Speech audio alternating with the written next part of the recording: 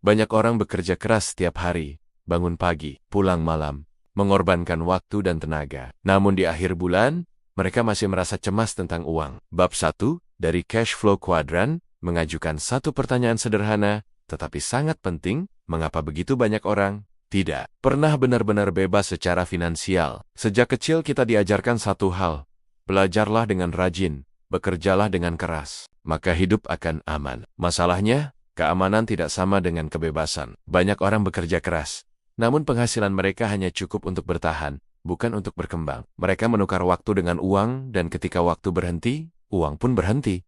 Inilah awal dari jebakan finansial. Bab 1 menegaskan bahwa masalah utama bukanlah kurangnya uang. Masalahnya adalah cara berpikir tentang uang. Banyak orang fokus pada berapa besar gaji, bukan pada bagaimana uang bekerja. Mereka bertanya, berapa penghasilanku bukan dari mana saja uangku mengalir. Tanpa memahami aliran uang seseorang, akan selalu bergantung pada satu sumber penghasilan. Dan ketergantungan itulah yang menghilangkan kebebasan. Kebebasan finansial bukan soal keberuntungan, bukan juga soal bakat luar biasa. Ini adalah hasil dari pilihan. Pilihan tentang bagaimana menghasilkan uang, bagaimana menggunakan uang, dan bagaimana membangun sistem. Keuangan pribadi bab 1 menjelaskan bahwa banyak orang tidak bebas karena mereka tidak pernah memilih jalan yang berbeda. Mereka mengikuti pola yang sama tanpa pernah mempertanyakan hasilnya. Ketakutan menjadi salah satu penghalang terbesar.